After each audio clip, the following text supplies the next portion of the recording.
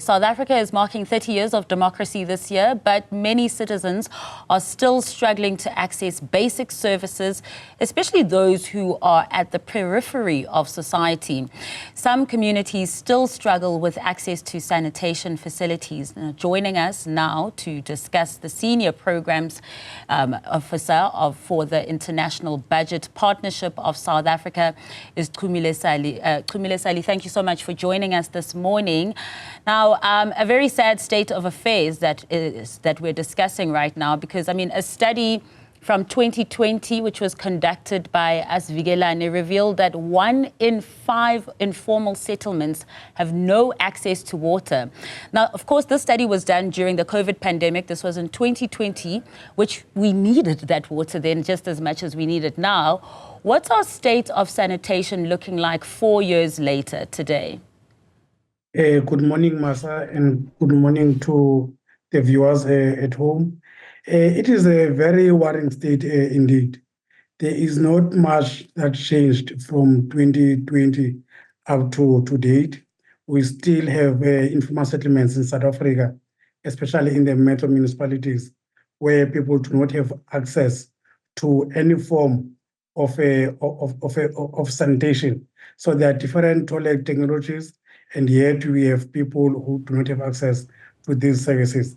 It is a lack of political will from the municipalities in budgeting and in supplying these toilet technologies into different municipalities.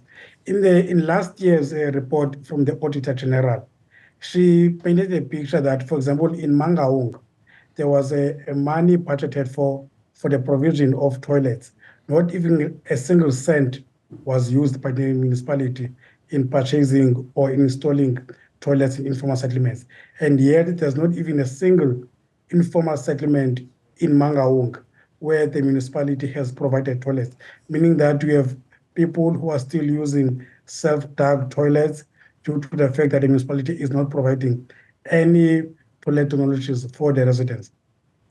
And, you know, speaking of that as well, sometimes the government will tell you, look, there's very little money or there's no money for this problem. But mentioning residents of areas like Mangaung, and also I can just think of Makhanda, Hammanskraal, and many other areas in the country where residents see these projects that are initiated by government, but never really see them going off the ground. They hear about, I mean, in Makhanda, there was a water project at the tune of about 700 million rand in 2010. Those residents still haven't seen the fruits of that project, the example that you're making of Mangaung as well. So with the little bit of money that we do have, it's also not being spent wisely. Yes, that is the challenge, and that's what we are advocating for as well under Asvigelane. Because what we are saying is that the National Treasury has put aside money every financial year for municipalities to provide services in informal settlement. And that grant from the National Treasury, it has conditions that this money is only for the provision of basic services such as water, toilets, refuse collection, in informal settlement. Year in and year out, we see municipalities taking back the money into the National Treasury. So the issue here is not, the issue here is the failure to spend the money that is allocated into the municipalities by the municipal officials. So that's where the problem lies. So there is no need for more money for the provision of services in informal settlements. There's a need for the spending of the money that's already allocated by the National Treasury, so that residents of informal settlements can have toilets, can have access to water as well. When organizations like yourself then engage with the department and government about this money that is not being spent, it's there and it's just not being spent, it's going back to Treasury year in, year out, what kind of responses are you getting? The response we get is the manner in which informal settlements are built. Some informal settlements are congested. We are of the view as a Asvigelane that there are different toilet technologies that can be used, like your chemical toilets, your VIP toilets, and also communal toilets, where maybe one toilet is shared by at least 5 households.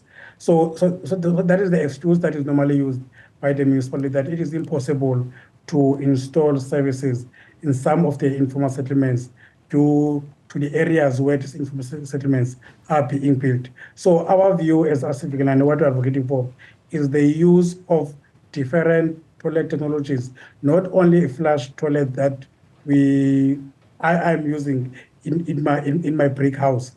So there are chemical toilets that can be used, and the municipality to ensure that those toilets are being cleaned and emptied every now and then. There are VIP toilets as well that can be used by 4 to 5 households. There are also flush communal toilets as well that can be used by residents of informal settlements. And that's what residents are asking for. They are not asking for toilet per household. They are asking for access. At least there needs to be an access into sanitation facilities in informal settlements. So let's say we don't implement those initiatives and those tools that you're saying we could actually use in informal settlements. If that doesn't happen, what are the dangers of the current communal toilets that they're using? Today there's a funeral of Unecebo in Tanzania, Unit 6, who drowned in a pit toilet last week. It's a 3-year-old boy who is being buried today because there is no access to sanitation facilities. So that's one of the dangers. Other danger is that people relieve themselves in unsafe conditions. We have many instances, cases of Sinokolo Mafevuka, who was killed in Khayelitsha trying to access sanitation facilities. So informal settlement residents are exposed into unsafe conditions whilst they are trying to access toilets or whilst they want to relieve themselves. So the impact of not having toilets is very dire. People are losing their lives for failure of municipalities in providing sanitation facilities in informal settlements. The tragedy of what we're speaking about right now, that as we speak, a 3-year-old is being buried for drowning in a pit toilet. Now, did you think that in 2024 that you'd be having this kind of conversation still, considering the kinds of work that your organization has also put into this? We foresee that we are going to have many more deaths of our children if the situation is not changing. If municipal officials and the municipalities are not spending the money, we are going to have many more cases of Michael Kopane, who died in 2014, which is 10 years ago. So we're still going to have those incidents if the attitude of municipal officials and the municipalities does not change. So all we are asking for is the expenditure or the spending of the existing money allocated to municipalities by the National Treasury. So 10 years ago, we lost Michael in Limpopo. 10 years later, we are losing Unecebo. It therefore means that as the country, we are not learning from our mistakes. We cannot continue to have a situation whereby we are losing our children in toilets, because toilet is a basic necessity. It's supposed to be a safe space, but in South Africa, we are losing children while trying to use toilets. Thank you so much for joining us on this very sad but necessary discussion. That is Chumile Sali, who is joining us to talk about the water and sanitation problems in South Africa.